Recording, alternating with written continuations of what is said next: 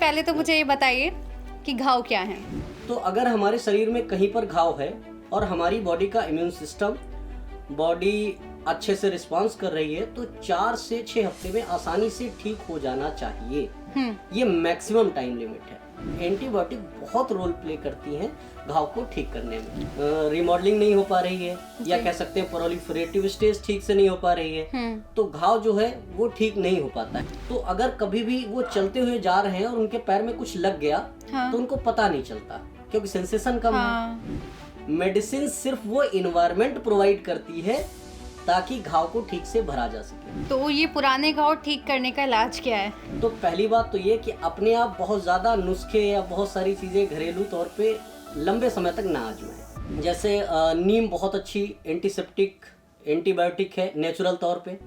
आयुर्वेद में भी इसका वर्णन है। जैसे हल्दी है, इसका बहुत यूज है। Welcome to C News Bharat podcast. आपके साथ मैं हूँ इशिता तिवारी और आज हम फिर एक ऐसे टॉपिक पे बात करने जा रहे हैं जिसे अक्सर लोग नज़रअंदाज कर देते हैं, जिसके नज़रअंदाज करने के बाद वो काफ़ी बड़ी परेशानी भी बन सकता है। हम बात कर रहे हैं पुराने घाव की। आज पुराने घाव के बारे में विस्तार से हम आपके साथ जानकारियां साझा करेंगे, जिसके लिए हमारे साथ आज मौजूद हैं divine medicine and piles clinic के director doctor Sumit Gupta. Welcome to C news Bharat podcast doctor Sumit. Thank you ma'am. सबसे पहले तो मुझे ये बताइए कि घाव क्या है। अच्छा, घाव क्या है? बेसिक जानकारी अगर हम कहें कि ईश्वर ने हमको पूरी बॉडी में, पूरे शरीर में एक लेयर दे रखी है, कवरिंग, स्किन जी। तो आप कहीं पर भी देखेंगे बॉडी का हर हिस्सा लगभग उस स्किन से कवर्ड है। एक्सटर्नली देखें भी और इंटरनली भी। अगर आप माउथ के अंदर देखेंगे तो भले ही थिन मेम्ब्रेन है लेकिन फिर भी वो कवर्ड है। बिल्कुल। किसी भी फैक्टर की वजह से, किसी भी वजह से हमारी स्किन की अगर कंटिन्यूटी ब्रेक होती है तो उसे घाव कहते हैं। उसके कारण बहुत सारे हो सकते हैं, जैसे कट लग जाए, बर्न हो, बेड सोर हो या किसी अन्य वजह से हो जाए। लेकिन किसी भी कारण से अगर स्किन की कंटिन्यूटी ब्रेक हो जाती है तो उसे घाव कहते हैं। हालांकि वो क्लोज वुंड होगा। एक टाइप का वुंड होता है जिसको कहते हैं एक तरीके से क्लोज्ड वुंड और ओपन वुंड, दो अलग अलग कैटेगरी है। क्लोज्ड वुंड वो होता है जैसे जहाँ पे कहीं पर चोट लग जाए और ब्लू कलर आता है लेकिन वहाँ पे स्किन की कंटिन्यूटी ब्रेक नहीं होती। उसको नील घाव बोलते हैं नील घाव। और अगर मान लो कंटिन्यूटी ब्रेक हो जाए तो उसे ओपन वुंड कहते हैं, वो खुल जाता है। तो घाव की बेसिक डेफिनेशन आप ऐसे समझ सकते हैं। डॉक्टर, हम बात करने वाले हैं आज पुराने घाव के बारे में। तो सबसे पहले ये डिफरेंशिएट कीजिए कि पुराने घाव और सामान्य घाव में डिफरेंस क्या है। बिल्कुल सही। ये ऐसा एक क्वेश्चन है जो लगभग सबके मन में आता है जी। पुराना घाव कब कहें, क्या उसकी डेफिनेशन होगी? तो अगर हम जनरल बात करें तो अगर हमारे शरीर में कहीं पर घाव है और हमारी बॉडी का इम्यून सिस्टम बॉडी अच्छे से रिस्पांस कर रही है तो 4 से 6 हफ्ते में आसानी से ठीक हो जाना चाहिए। ये मैक्सिमम टाइम लिमिट है। लेकिन अगर कोई ऐसा घाव है जो 4 से 6 हफ्ते में ठीक नहीं हो रहा है तो हम कह सकते हैं कि ये क्रोनिक वुंड है और कई बार तो नॉन हीलिंग वुंड की कंडीशन भी इसी में डेवलप हो जाती है। अगर हेल्दी घाव है तो उसको भरने की 4 स्टेजेस होती हैं। जैसे कहीं पर कट लगा तो कट लगने के बाद ब्लीडिंग होगी, सीधी सी बात है, कंटिन्यूटी ब्रेक हुई है तो ब्लीडिंग होगी। तो सबसे पहली स्टेज होती है हीमोस्टेसिस, ब्लीडिंग रुकना। उसके बाद की जो स्टेज होती है इन्फ्लेमेशन। मान लो कहीं पर बाउंड्री ब्रेक हुई तो वहां पर एनीमी का खतरा बढ़ गया तो वहाँ पर ब्लड सप्लाई बढ़ती है ताकि WBC ज़्यादा जा सके, हमारी बॉडी का जो डिफेंस सिस्टम है वो एक्टिव होता है और वहाँ पर ऑक्सीजन सप्लाई बढ़ाई जाती है, वहाँ पर न्यूट्रिएंट्स बढ़ाए जाते हैं ताकि रिपेयर का काम अच्छे से हो सके। तो पहली स्टेप तो हो गई हीमोस्टेसिस, ब्लीडिंग रुकना। दूसरा होता है इन्फ्लेमेशन। वहाँ पे ब्लड सप्लाई बढ़ी, रेडनेस आएगी, टेम्परेचर बढ़ेगा, स्वेलिंग आएगी, ये सारी चीज़ें। लेकिन उसके बाद क्या होता है कि हमारी बॉडी जहां पर इंटीग्रिटी ब्रेक हुई है वहां पर नई सेल्स जनरेट करते हैं, उसको बोलते हैं प्रोलिफरेटिव स्टेज। और उसमें नई सेल्स के जनरेशन से जो घाव है, जो चोट लगी है, उसको रिपेयर किया जाता है। रिपेयर करने के बाद जो लास्ट स्टेप होती है उसको बोलते हैं रिमॉडलिंग। तो जो बने हुए टिश्यू हैं उनको ठीक से सजा के उसी सिस्टम में वापस रखना जिसमें वो थे। काफी हद तक बॉडी हमारी कोशिश करती है कि हम उसी सिस्टम में वापस कर दें। तो ये 4 स्टेजेस होती हैं। लेकिन अगर इन चारों स्टेजेस में कहीं पर कोई प्रॉब्लम है, जैसे रिमॉडलिंग नहीं हो पा रही है, या कह सकते हैं प्रोलिफरेटिव स्टेज ठीक से नहीं हो पा रही है, तो घाव जो है वो ठीक नहीं हो पाता है आसानी से, और वो 4 से 6 हफ्ते या उससे ज़्यादा, उसमें कई और भी कारण हो सकते हैं, जैसे डायबिटीज़ है, या कह सकते हैं कि इन्फेक्शन हो गया, तो ये सब चीज़ें हैं। और अगर 4 से 6 हफ्ते से ज़्यादा आगे जाता है तो हम उसे पुराना घाव कह सकते हैं, क्रोनिक वुंड में हम उसे बुला सकते हैं। बिल्कुल। मुझे जो समझ में आया उसमें मैं ये जानना चाह रही हूँ कि ब्लड सर्कुलेशन का क्या ज़्यादा रोल प्ले होता है वुंड को ठीक करने में? देखिए, किसी भी घाव को भरने में मैम हमारी बॉडी का जो रोल होता है वो सबसे ज़्यादा है। नहीं, सच पूछो तो बॉडी का ही रोल है। हाँ। क्योंकि मेडिसिन घाव नहीं भरती, मेडिसिन सिर्फ वो इन्वायरमेंट प्रोवाइड करती है ताकि घाव को ठीक से भरा जा सके। बात समझ रहे मेरी? जब कभी भी कहीं पर चोट लगती है, कोई घाव डेवलप होता है, तो वहां पर सारा काम तो बॉडी को ही करना है। ब्लड क्लॉटिंग बॉडी की वजह से होती है, नई सेल्स का जनरेशन, नए टिश्यू का फॉर्मेशन बॉडी की वजह से होता है, वहाँ पे कह सकते हैं रीमॉडलिंग बॉडी की वजह से होती है। तो जो एंटीसेप्टिक अप्लाई करते हैं वो क्या होता है कि एक्सटर्नली कोई फॉरेन एजेंट, कोई बैक्टीरिया, कोई फंगस वहाँ पे आके ग्रो ना करे, इन्फेक्शन ना कॉज करे, या जो खाने के लिए एंटीबायोटिक्स या दवाएं दी जाती हैं उनका भी काम यही होता है कि उस पर्टिकुलर जगह पर कोई एक्सटर्नल इन्फेक्शन ना होने पाए। सर्कुलेशन की बात है, अगर किसी का सर्कुलेशन अच्छा होगा तो जहां पर चोट लगी, अब एक समझने वाली बात यह है कि पैर के अंगूठे में चोट लग जाए जी, लेकिन वहां पर रिपेयर का काम तो ब्लड के थ्रू ही होगा, और दवा आप माउथ से लेंगे, तो माउथ से ली गई दवा पैर के अंगूठे तक जाने का मीडियम तो ब्लड ही है। बिल्कुल, दैट मीन्स कि वो एक एनवायरनमेंट क्रिएट करता है उसको। और अगर मान लो सर्कुलेशन अच्छा नहीं है तो दवा वहां तक पहुंचेगी नहीं। जो रिपेयर करने वाले प्रोटीन है या विटामिन सी है, ए है, जिंक है, ये सब चीजें वहां पहुंचेंगी नहीं। अगर पहुंचेंगे नहीं तो फिर घाव भरेगा कैसे? तो किसी भी वुंड को हील कराने में, ठीक करने में कह सकते हैं ब्लड सर्कुलेशन का बहुत रोल है। और अगर ब्लड सर्कुलेशन ठीक नहीं होगा तो घाव ऑब्वियस सी बात है नहीं ठीक होगा आसानी से। बहुत अच्छे से आपने एक्सप्लेन किया है। मुझे लग रहा है खासकर जो साइंस के स्टूडेंट्स हैं जो हमारा पॉडकास्ट देखेंगे उनको काफ़ी अच्छे से समझ में आ जाएगा ये पूरा प्रोसेस। इसी के साथ मैं ये भी जानना चाहूँगी कि कई बार हमने देखा है कि जो घाव होते हैं उसमें बदबू आनी शुरू हो जाती है या सड़न शुरू हो जाती है, तो उसका क्या इम्पैक्ट होता है या वो किस तरीके से होता है कि जिससे ये सारी चीज़ें सामने आती हैं? देखिए, जब कभी भी बैड स्मेल, फाउल स्मेलिंग होती है, जैसे कहते हैं बदबू या सड़न, बदबू का मतलब ये है कि लिविंग मैटर जो है वो डिके हो रहा है। जैसे कभी आपने देखा होगा, मैं एक जनरल सा एग्जांपल लेता हूँ कि कोई चूहा घर में मर जाए, कुछ टाइम बाद उसमें से स्मेल आने लगती है जी। तो इसका मतलब ये है कि जो प्रोटीनेशियस कंपोनेंट हैं, जो लिविंग कह सकते हैं एक तरीके से बायोमॉलिक्यूल्स हैं, उनका डिके स्टार्ट हो गया, उनका डिकम्पोजिशन स्टार्ट हो गया, वो टूटने लगे हैं। अब टूटने का कारण होता क्या है कि जब किसी टिश्यू में कोई कह सकते हैं पैथोजेंस डेवलप होते हैं, जैसे बैक्टीरिया हैं, अगर वो वहां पे डेवलप होंगे तो क्या होगा कि हमारी बॉडी उनके साथ फाइट करती है। फाइट करने का ऑब्वियस सी बात है कि जो WBC होती हैं, वाइट ब्लड सेल्स, वो डिफेंस का काम करती हैं। और अगर वो फॉरेन एजेंट से, जो बैक्टीरिया है, इन्फेक्शन से लड़ नहीं पाती हैं तो वो डेड हो जाती हैं।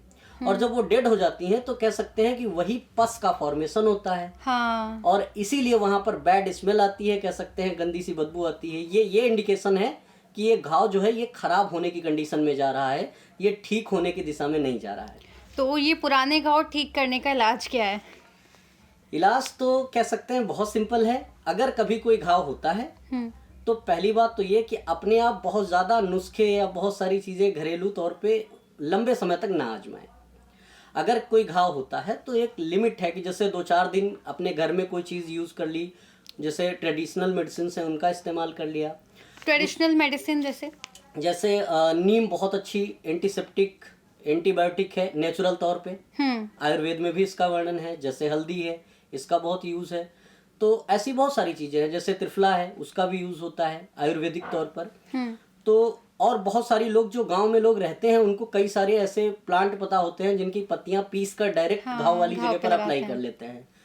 लेकिन अगर मान लो कोई घाव 4 से 6 हफ्ते तक भर नहीं रहा और वो उस मतलब खराब होने की कंडीशन में, जैसे अभी आपने कहा कि अगर बैड स्मेल आने लगे तो गंदी सी बदबू आने लगे उसमें से, या पस डिस्चार्ज होने लगे, दर्द लगातार बना है, साइज बढ़ने लगे, तो ये कंडीशंस ऐसी हैं जिसमें हम मान के चलते हैं कि घाव जो है वो खराब होने की दिशा में जा रहा है, तो डॉक्टर से तुरंत सलाह लेनी चाहिए और अच्छे से अगर ट्रीटमेंट ले, ठीक समय पर ले, ठीक ट्रीटमेंट ले, तो आसानी से उसे ठीक किया जा सकता है। तो क्या डॉक्टर इसको ठीक करने के लिए क्या सर्जरी वगैरह भी करी जा सकती है? सर्जरी जब कोई क्रोनिक वुंड हो जाता है या कोई ऐसा घाव जो लंबे समय से है और वो ठीक नहीं हो रहा है, तो कई सारी सर्जरीज मॉडर्न साइंस में, मेडिकल साइंस में यूज़ होती हैं। जैसे मैं एक दो का नाम लेता हूँ आपसे, जैसे स्किन ग्राफ्टिंग।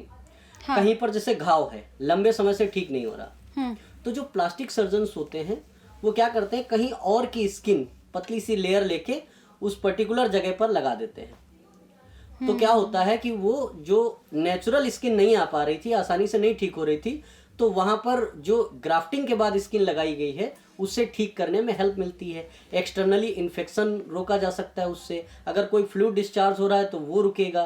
तो ये सारी चीज़ें उससे फ़ायदे मिलते हैं। एक और तरीका होता है जिसको बोलते हैं फ्लैप थेरेपी। उसमें क्या होता है कि कहीं पर घाव है तो उसके पास का ही कुछ एरिया कट करके और घुमा के उस पर ऐसे रख दिया जाता है। वो एक अलग टाइप की, जैसे यहाँ पर घाव है तो इसके पास का ही कुछ हिस्सा ऐसे कट करते हैं। स्पेसिफिक कह सकते हैं तरीके हैं उसके, जो प्लास्टिक सर्जन है वो उसको बेहतर तरीके से यूज़ कर पाते हैं। तो उसको कट के घुमा करके उसी जगह पर वैसे रख देते हैं और स्टिचेस कर देते हैं। तो उससे क्या होता है कि जो घाव होता है वो फ्लैप की वजह से ठीक होने लगता है। ब्लड सर्कुलेशन जो फ्लैप रखा है उसका हिस्सा कट नहीं करते हैं, उसका बेस जुड़ा रहता है अपने मतलब प्रीवियस कंडीशन से, तो ब्लड सर्कुलेशन ठीक से मिलने लगता है।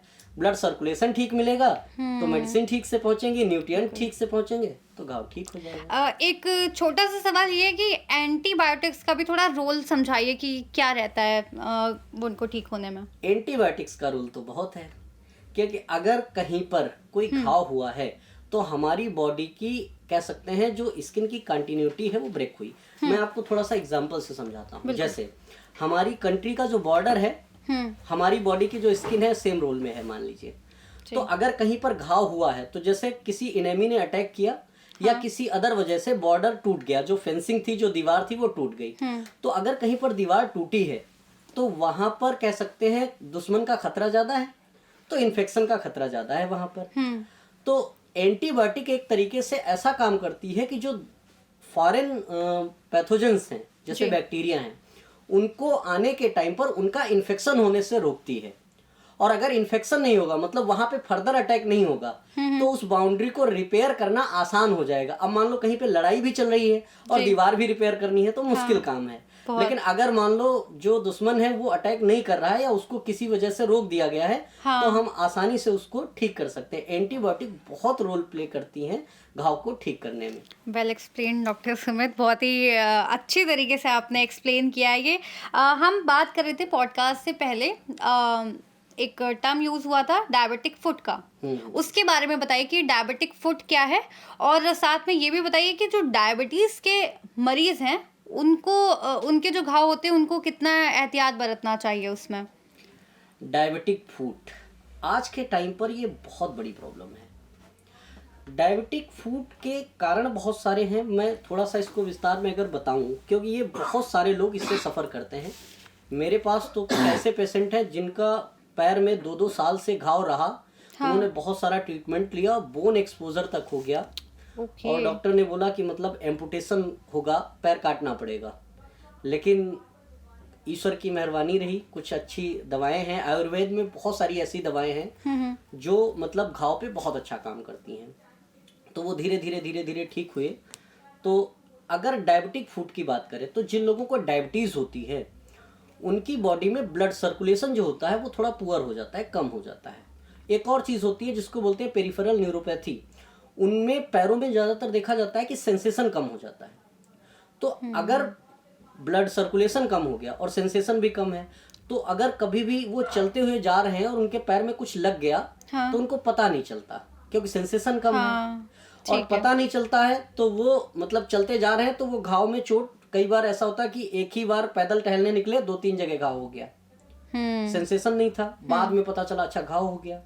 अब होने के बाद अगर ब्लड शुगर लेवल ज़्यादा है तो ब्लड सर्कुलेशन क्या होगा, खराब होगा, और अगर ब्लड सर्कुलेशन खराब होगा तो वो सारी चीजें जो चाहिए रिपेयर करने के लिए, जो घाव को ठीक करने के लिए चाहिए, जैसे ऑक्सीजन चाहिए ठीक से नहीं पहुंच पाएगी, न्यूट्रिएंट्स चाहिए नहीं पहुंच पाएंगे, जो आप दवाएं खा रहे हैं वो नहीं पहुंच पाएंगी। तो अगर इनकी जो ठीक करने के लिए जो कंपोनेंट हैं वो ठीक से नहीं पहुंचेंगे तो घाव ठीक नहीं होगा, और ऐसे पेशेंट बहुत लंबे टाइम तक सफ़र करते हैं, बहुत मुश्किल में रहते हैं। तो ये बड़ा मुश्किल कह सकते हैं, ऐसा घाव है जिसको ठीक करने में बहुत परेशानी होती है डॉक्टर्स को भी और पेशेंट को भी बहुत ज़्यादा मतलब पेन झेलना पड़ता है, बहुत ज़्यादा परेशानी झेलनी पड़ती है। डॉक्टर ये बताइए कि क्या ज़रूरी है कि अगर किसी को घाव हुआ है तो उसको दर्द भी हो? हाँ, ये बात बहुत अच्छा क्वेश्चन है। दर्द होना जो है वो कह सकते हैं एक ऐसा लक्षण है जो कह सकते हैं घाव के लिए, घाव को दिखाने के लिए ज़रूरी है कि घाव है वहाँ पे। अब दो बातें हो सकती हैं, बड़ी मजेदार बात है कि अगर घाव ठीक हो रहा है तब भी पेन नहीं हो सकता है, पेन कम हो जाए, धीरे धीरे ठीक हो जाए। जैसे कहीं पर घाव लगा, दर्द हो रहा है, तो ये एक ठीक लक्षण है कि पैर ठीक है मेरा। घाव लगा और दर्द हो ही नहीं रहा, तो ये नॉर्मल कंडीशन तो नहीं है। बिल्कुल समझ रहे हैं? तो घाव में दर्द होना ना होना ये दो तरीके से समझा जा सकता है कि अगर कोई घाव ठीक हो रहा है और ठीक होने के प्रोसेस में दर्द नहीं हो रहा है तब तो ये अच्छी बात है। होना भी यही चाहिए कि एक दिन चोट लगी, अगले दिन उसमें पेन कम हो गया या नहीं रहा, फिर उसके बाद 2-3 दिन, 4 दिन, 5 दिन, हफ्ते, 2 हफ्ते में धीरे धीरे घाव ठीक हो गया, पेन भी धीरे धीरे सबसाइड हो गया। लेकिन अगर मान लो घाव बहुत ज्यादा है लेकिन पेन नहीं हो रहा है, तो फिर ये तो प्रॉब्लम है, ये तो खतरे की घंटी है। क्योंकि अगर पेन नहीं हो रहा है और घाव हुआ है तो आप उसकी बेहतर केयर भी नहीं कर पाएंगे। कि अगर पाँव में घाव हो रहा हो, कि कुछ पैर में काट रहा हो, मान लो कोई कीड़ा काट रहा हो, लेकिन हमको पता नहीं चल रहा है, तो वो बढ़ेगा टाइम के साथ, और वो न्यूरोपैथी का लक्षण है कि मतलब सेंसेशन कम है, वो बहुत खतरे वाली बात है। तो यानी दर्द ना होने का ये कारण हो सकता है कि आपके जो न्यूरो सिस्टम है वो कम काम कर रहा है। हाँ, जो नर्व्स हैं उनमें सेंसेशन लाने ले जाने की क्षमता कुछ कम हुई है, और ये एक तरीके का कह सकते हैं खतरे का साइन है। तो ऐसे में तुरंत डॉक्टर से मिलना चाहिए, सलाह लेनी चाहिए कि क्या किया जाए। बिल्कुल, मैं पूरे पॉडकास्ट को कंक्लूड करना चाहूँगी और चाहूँगी कि आप दर्शकों को कुछ ऐसी टिप्स दें जिससे जब उनको घाव हो तो क्या उनको प्रिकॉशंस लेने चाहिए, किस टाइम पे उनको क्या दवाइयाँ लेनी चाहिए, या डॉक्टरों को किस टाइम पे कंसल्ट करना चाहिए, वो एक पूरा आप कंक्लूड करके हमारे पॉडकास्ट में बताइए हमारे दर्शकों को। अच्छा, देखिए, ये बहुत अच्छा क्वेश्चन है जिससे बहुत सारी चीज़ें एक ही बार में निकल के आ सकती हैं जी। जब किसी को घाव हो कहीं पर, तो मैंने जैसे शुरुआत के क्वेश्चन में एक चीज़ बताई कि घाव भरने की 4 स्टेजेस हैं। अगर बॉडी हेल्दी है, इम्यून सिस्टम हेल्दी है, एनवायरनमेंट हेल्दी है, तो जो नॉर्मल मेडिसिन होती हैं वो लोग मेडिकल स्टोर से भी ले लेते हैं, कई बार घर में रखी होती हैं वो ले लेते हैं, कई बार ट्रेडिशनल मेडिसिन का यूज़ कर लेते हैं। तो आप जो दवाएं ट्रेडिशनली चल रही हैं, आप किसी कह सकते हैं घर में दादी नानी भी कई बार दवाएं बता देती हैं कि ये पत्तियां बांध लीजिए या ये खा लीजिए। तो इन चीज़ों का भी, और नॉर्मली होता भी यही है कि अगर कहीं पर छोटी मोटी चोट लग जाए तो डॉक्टर के पास नहीं भागता आदमी। हाँ, बिल्कुल। लेकिन अगर मान लो कभी कोई घाव ऐसा हुआ है कि घाव हो गया पैर में या हाथ में या कहीं पर, लेकिन 4 से 6 हफ्ते तक जो ट्रेडिशनल मेडिसिन ली और वो ठीक नहीं हो रहा, उसमें कुछ और चीजें आ रही हैं, जैसे उसका साइज बढ़ रहा है, कलर चेंज हो रहा है, डिस्कलरेशन हो रहा है, जैसे ब्लू कलर या ब्लैक कलर, उसकी मार्जिन्स चेंज हो जा रही हैं, उससे फाउल स्मेल आ रही है, बैड स्मेल आ रही है, पस डिस्चार्ज हो रहा है, या गंदी स्मेल का कोई फ्लूइड डिस्चार्ज हो रहा है, पेन लगातार बढ़ रहा है, उसमें ईचिंग हो रही है। अगर ये लक्षण दिख रहे हैं तो एक बार अच्छे डॉक्टर से ज़रूर सलाह लेनी चाहिए। दूसरी बात यह है कि खाने पीने में जो है वो vitamin A rich, vitamin C, zinc, protein, ऐसी डाइट लेनी चाहिए जिनमें ये चीज़ें भरपूर मात्रा में हों। उसका कारण ये है कि हमारी बॉडी ही घाव को हील करेगी, जो मैंने पहले बताया। मेडिसिन्स जो हैं वो सिर्फ और सिर्फ इन्वायरमेंट क्रिएट करेंगी। तो अगर रॉ मटेरियल बॉडी में प्रेजेंट होगा तो वो घाव अपने आप ठीक होगा। लेकिन अगर जो अभी बताए बैड स्मेलिंग है, ईचिंग है, डिस्कलरेशन है और कह सकते हैं साइज बढ़े, तो अगर ऐसे कोई लक्षण दिखते हैं तो एक बार ज़रूर डॉक्टर से सलाह लेनी चाहिए। फिर इग्नोर नहीं करना चाहिए, इंतज़ार नहीं करना चाहिए कि जब मान लो टाइम मिलेगा तब जाएंगे, नहीं ये नहीं, हेल्थ प्रायोरिटी पे रखनी चाहिए। एक आखिरी सवाल और ये पूछना था आपसे कि ड्रेसिंग कितने टाइम में बदलनी चाहिए? अच्छा, ड्रेसिंग घाव की सीवियरिटी पे डिपेंड करता है। जैसे अगर मान लो कोई घाव हुआ है, चोट लग गई या कट लग गया, मान लो छोटा सा कट है, तो जनरली डॉक्टर क्या करते हैं कि 24 to 48 आवर्स में कहते हैं कि परसों आइएगा, ड्रेसिंग चेंज कर देते हैं एक दिन बाद। लेकिन अगर मान लो कोई फ्लूइड डिस्चार्ज हो रहा है, तो फ्लूइड डिस्चार्ज होने में क्या होता है कि जैसे बैड स्मेलिंग फ्लूइड डिस्चार्ज हो रहा है या पस डिस्चार्ज हो रहा है या ब्लड निकल रहा है, तो ऐसे में क्या होता है कि जो ड्रेसिंग होती है वो भीग जाती है। हाँ। अगर ऐसी कोई कंडीशन है तो फिर उसको तुरंत चेंज करना चाहिए, उसको बहुत डिले नहीं कर सकते।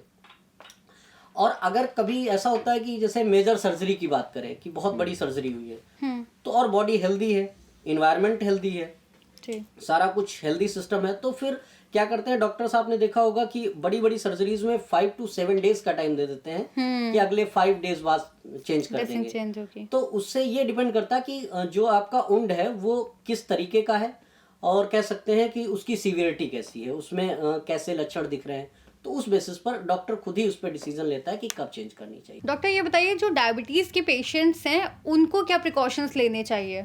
जी, डायबिटीज़ के जो पेशेंट होते हैं उनको कई चीज़ों का बहुत ध्यान रखना चाहिए, क्योंकि डायबिटीज़ में अगर घाव हो गया तो वो नॉन हीलिंग अल्सर में कन्वर्ट हो जाता है, नॉन हीलिंग वुंड में, ठीक नहीं होता आसानी से। उसमें कई चीज़ों का ध्यान रखना चाहिए प्रॉपर वे में। अगर हम बात करें तो पहली बात तो ये है कि डायबिटीज़ पेशेंट में घाव ठीक करना मुश्किल है, इसलिए डायबिटीज़ के जो पेशेंट हैं जी, उनके लिए prevention is always better than cure. अगर वो उसको होने से बचाएं तो ज़्यादा बेहतर है। कैसे?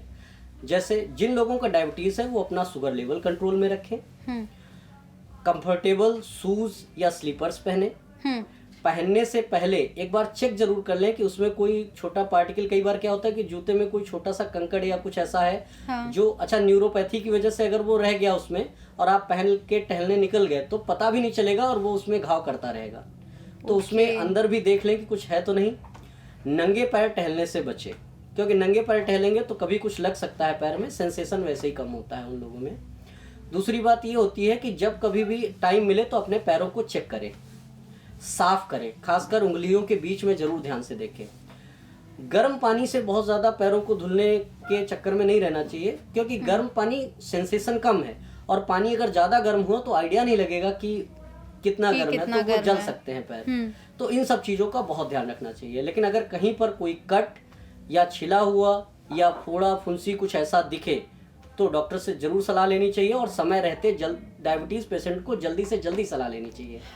डॉक्टर, एक हम लोगों ने ये भी देखा कि जो बुजुर्गों के पुराने घाव होते हैं वो जल्दी ठीक नहीं होते हैं, इसका क्या रीजन है?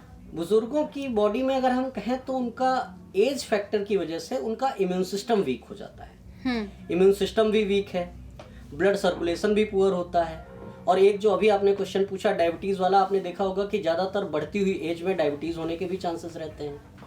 कुछ और भी चीजें हैं कि जैसे कुहनी हुआ, घुटने हुए, इन जगहों पर उनकी बॉडी में जो मांस वाला एरिया होता है, मांस कम होने लगता है, और मांस कम होने की वजह से अगर वो कहीं पर ऐसे रखते हैं तो स्किन ही डायरेक्ट, स्किन और बोन कह सकते हैं, ये हार्ड सरफेस के बीच में स्किन आ जाती है। बोन भी हार्ड है और जो सरफेस है वो भी हार्ड है, तो स्किन ब्रेक होने के चांसेस ज्यादा रहते हैं, क्योंकि उनका इम्यून सिस्टम भी कमजोर है। और इम्यून सिस्टम कमजोर है तो बॉडी हीलिंग उतनी तेज नहीं कर पाती। कई बार तो ये होता है कि जैसे अगर कोई पेशेंट पैरालाइज्ड है या फिर मान लो चलने फिरने में उतना ज्यादा कैपेबल नहीं है, तो बेड पर लेटे लेटे बॉडी में कुछ, जैसे जब हम लेटते हैं तो कुछ बॉडी के हिस्से होते हैं जिन पर प्रेशर पड़ता है, उन प्रेशर की वजह से अल्सर डेवलप हो जाते हैं, उन्हें बेडसोर कहते हैं। ये ज्यादातर बढ़ती हुई एज में ज्यादा देखने को मिलते हैं, या फिर ऐसे पेशेंट में मिलते हैं जो कंप्लीट बेडरिडन है किसी वजह से, मान लो एक्सीडेंट हो गया या पैरालाइज्ड हो गए या कोमा में है, तो ऐसे पेशेंट में बेडसोर होने के खतरे बहुत ज्यादा होते हैं और इनको ठीक करना मुश्किल है। उसका रीजन ये होता है कि जब कोई पेशेंट को बेडसोर होता है तो वो प्रेशर पॉइंट्स होते हैं, तो जहाँ चोट लगी है, जहाँ पर घाव है, वहीं पर बार बार फिर प्रेशर पड़ता है, फिर प्रेशर पड़ता है, तो जितनी हीलिंग होती है वो फिर उतना प्रेशर पड़ जाता है, तो उसको ठीक करना बहुत मुश्किल होता है। लेकिन अगर प्रॉपर डाइट ली जाए, प्रॉपर ट्रीटमेंट लिया जाए, डॉक्टर से पूरी सलाह ली जाए, जो डॉक्टर बताए उसको फॉलो किया जाए, प्रॉपर डाइट ली जाए, ध्यान रखा जाए, तो इनको ठीक किया जा सकता है। बहुत बहुत शुक्रिया ये तमाम जानकारी हमारे साथ बताने के लिए। तो ये था घाव और पुराने घाव के बीच में डिफ्रेंशिएशन पे पॉडकास्ट, और उम्मीद है कि आपको ये बहुत सारी जानकारी मिली होंगी कि कब आपको डॉक्टर से कंसल्ट करना चाहिए, कितने टाइम तक घाव को अनदेखा कर सकते हैं और किस टाइम पे आपको प्रॉपर इसका प्रिकॉशन लेना चाहिए। ऐसे ही तमाम पॉडकास्ट हम आपके लिए लाते रहेंगे और आप बने रहिए सी न्यूज़ भारत के साथ।